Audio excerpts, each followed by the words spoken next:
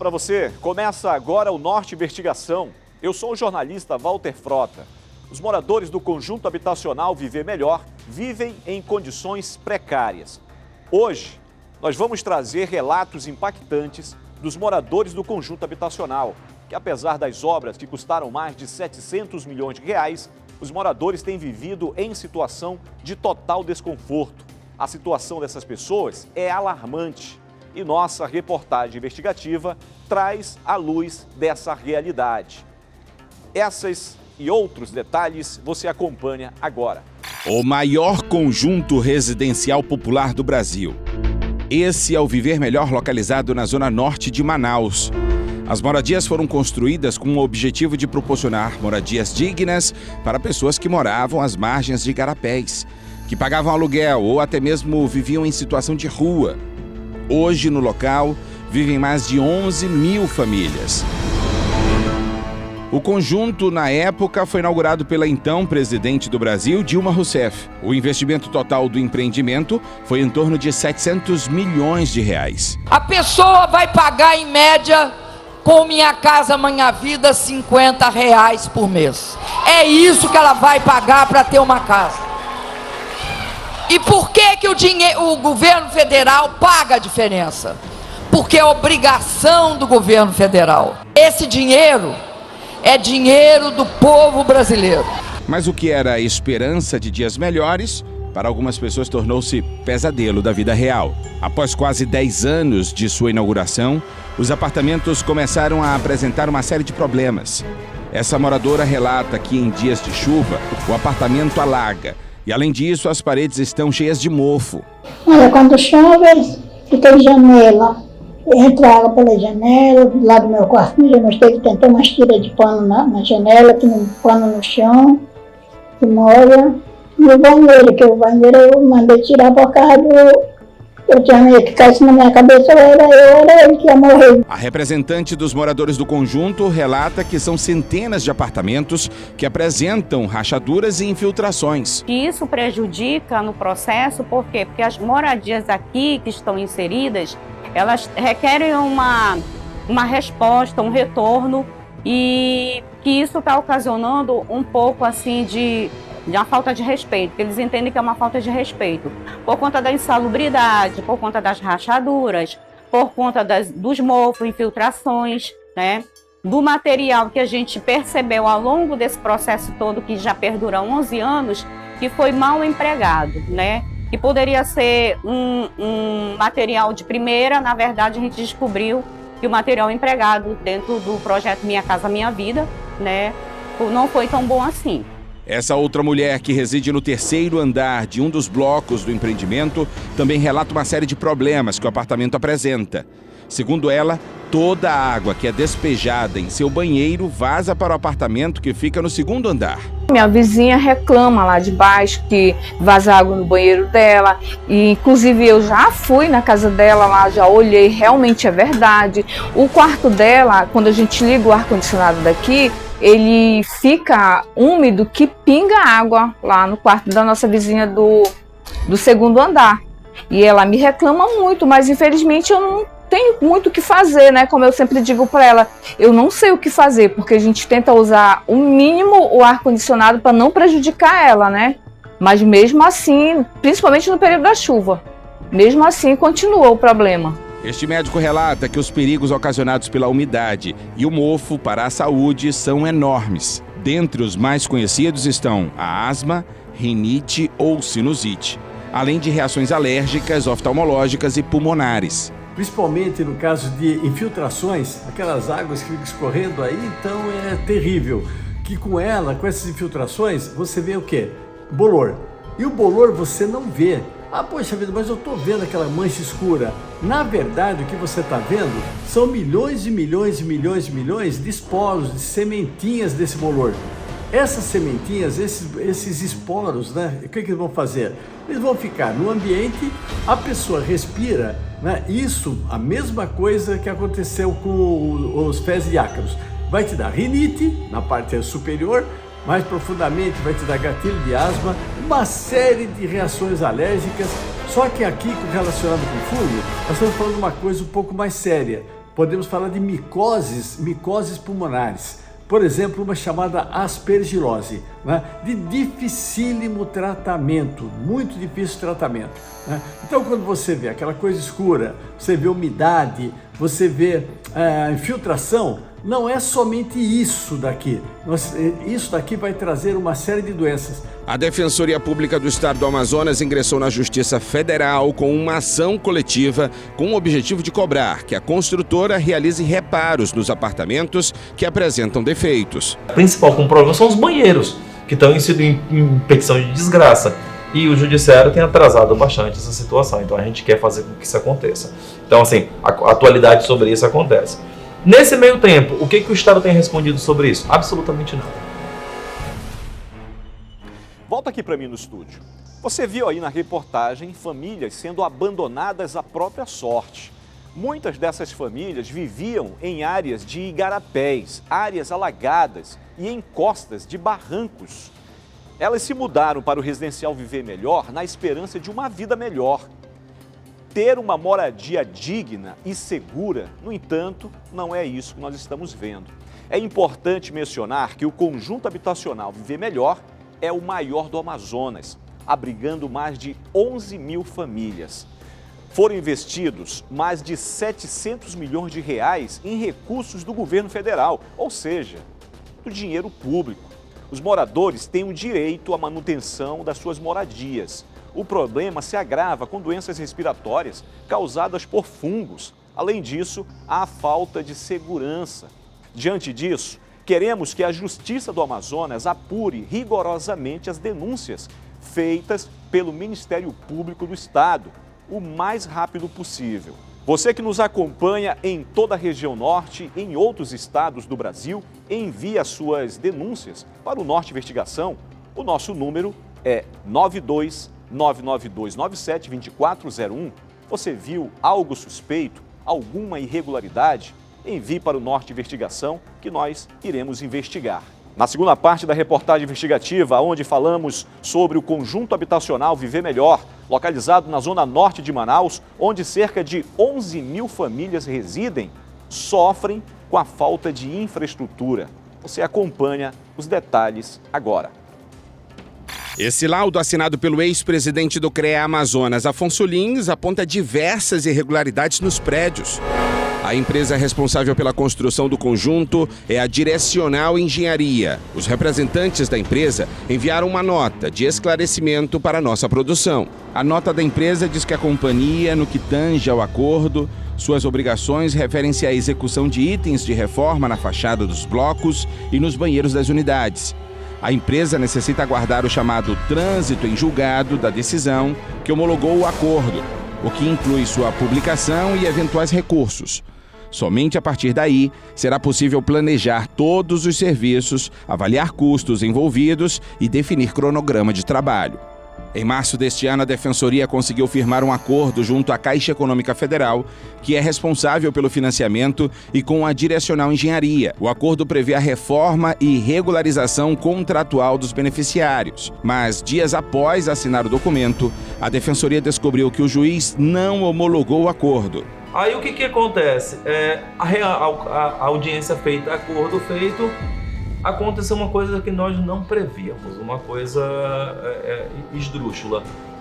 O acordo então foi proposto para homologação, é necessário haver homologação judicial, e o juiz até então responsável tomou uma decisão muito esdrúxula. Ele aproveitou o acordo para extinguir a ação inteira.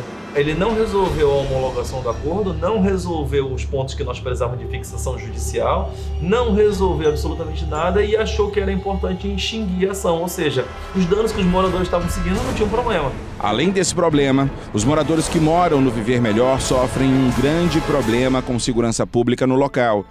Hoje, o crime organizado dominou todo o conjunto. Por todas as partes, é possível ver as pichações com siglas de facções criminosas. Aconteceu um crescimento da criminalidade de uma forma gigantesca na área inteira. E boa parte da área lá é dominada pelo tráfico. Você vê então as pessoas hoje acuadas pelo tráfico por conta do abandono do poder público. Abandono então crônico. Aí você pergunta, que poder público? Das 3 instâncias. porque o planejamento foi feito de forma errada, de acordo com a política que previa a exclusão longe. A concepção do Minha Casa Minha Vida, inicialmente em 2009, era uma concepção que voltava-se para a construção de grandes residenciais. E isso gerou problemas, porque tanto no trabalho de campo quanto na minha própria pesquisa, fiz uma pesquisa específica para o doutorado sobre a situação, mostra que o primeiro Minha Casa Minha Vida, que foi lançado em Feira de Santana, se tem um nome hoje de uma facção criminosa, porque ela acabou dominando a área. E isso diz muito sobre uma política de moradia que pensa de forma errada a questão voltada ou não para o ser humano. Porque a discussão do Minha Casa Minha Vida levava em conta a construção de residências e entrega para pessoas depois. Isso é incorreto. Eu tinha que conhecer o ser humano depois e verificar quais são as soluções de moradia. Enquanto a ação movida pela Defensoria não é apreciada pela Justiça novamente, moradores continuam com a esperança de um dia a reforma chegar até seus apartamentos. Se puderem me ajudar, eu quero que me ajude, senão o que eu estou para fazer? A senhora tem esperança que a situação vai ser? A esperança a gente tem. A gente corre atrás, né, vamos... O pessoal diz, não tem direito em bolsa para quem está aposentado, não tem direito em bolsa família, não tem direito, é só o salário mesmo.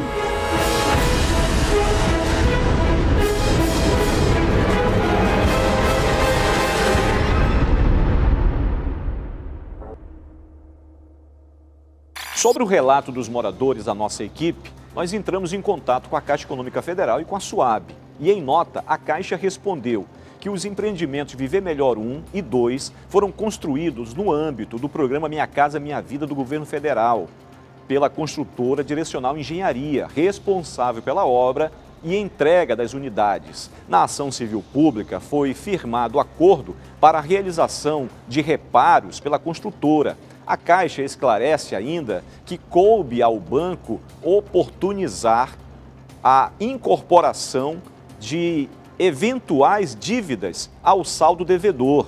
O banco ressalta ainda que não realiza cobrança de valores referentes a reparos em unidades habitacionais pertencentes ao Minha Casa Minha Vida faixa 1. Já a SUAB, em nota, informou que os residenciais em questão não pertencem à Superintendência Estadual de Habitação, SUAB. Sendo assim, não podemos atender a demanda de solicitação de entrevista. Sugerimos que a equipe procure a Caixa Econômica Federal e as construtoras que executaram as obras em questão para abordar sobre a infraestrutura dos residenciais e outras informações. O que a nossa equipe viu no conjunto Viver Melhor, fungo, infiltrações, risco de desabar, pessoas adoecendo, infelizmente, são esses moradores, são essas pessoas que penam quando o poder público não enxerga que essas pessoas precisam de ajuda.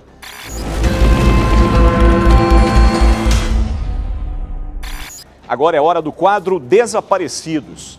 Josias José de Oliveira, de 85 anos, está desaparecido desde o dia 13 de maio deste ano, quando foi visto pela última vez. A equipe do Norte Investigação foi até o município de Taguatinga, no Distrito Federal, ouvir o relato da neta do senhor Josias. Viemos até Taguatinga, aqui no Distrito Federal, falar sobre o desaparecimento do senhor Josias José de Oliveira, de 85 anos. No último dia 13 de maio, ele saiu para caminhar e não voltou. Desde então, a angústia e a incerteza tomaram conta da rotina da família do senhor Josias. Sua neta Micaele conta como aconteceu. Então, meu avô e minha avó foram fazer uma caminhada matinal. No momento dessa caminhada, bem no finalzinho, ele se desprendeu da minha avó, que foi o momento que ele conseguiu dar uma fugidinha. Nesse meio termo, minha avó desceu para casa para chamar meu tio, que estava aqui, para ir atrás dele, só que aí, nesse meio termo, ele conseguiu se desaparecer mesmo. E aí, desde então, desde quando aconteceu, toda a família ficou avisada, todo mundo desceu para cá para buscar meu avô, para procurar ele, só que desde então não temos notícia alguma. Isso aconteceu já tem um mês. Já procuramos desde quando aconteceu até os dias de hoje. O senhor Josias sofre do mal de Parkinson e faz uso de medicamentos para a doença e para a demência. Micaele conta que os remédios já não faziam tanto efeito e faz um apelo. Então, o mal de Parkinson ele é controlado com a medicação. Só que agora, por estar no nível tão avançado, a medicação também não está suprindo isso. Então, além do mal de Parkinson, ele também tem doenças de diabetes, pressão alta, que também toma a medicação controlada. Então, assim, se ele já surtava com a medicação, sem a medicação a gente não sabe como está a situação dele agora no momento. Porque além da falta de medicação, não só do mal de Parkinson, tem as outras medicações controladas que ele toma, sem tirar também a desidratação e a fome que ele deve estar sentindo no momento. Sim, caso alguém tenha visto ele, provavelmente, de acordo com as imagens até os dias de hoje, por ter um mês já que ele está desaparecido, pode ele estar com o cabelo um pouco maior, estar mais magro e deve estar com mais barba também. Caso alguém veja ele ou alguém parecido que acha que seja ele, pode entrar em contato conosco que a gente vai até o lugar. E fica de olho, não deixa ele fugir não, que a gente espera até a gente chegar, que a gente vai lá e pega ele direitinho. E não tenha medo, pode ser que ele esteja agressivo ou pode ser também que ele não esteja, a gente não sabe no momento qual a situação dele.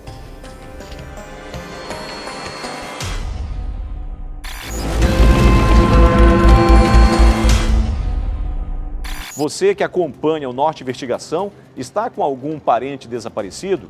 Mande para o Norte Investigação que iremos ajudar a divulgar. O nosso número DDD 92 99297 2401.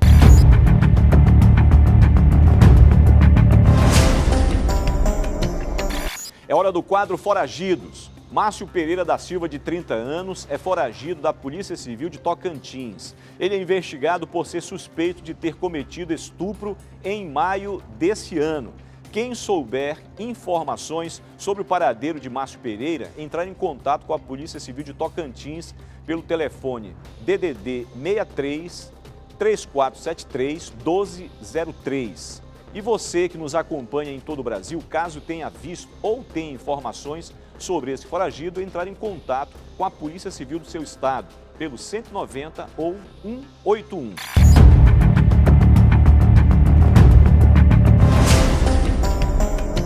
Você que acompanha o Norte Investigação, muito obrigado pela sua audiência. Você da região Norte e de todo o Brasil, mande a sua denúncia ou sugestão para o nosso WhatsApp, DDD 92, telefone 99297-2401.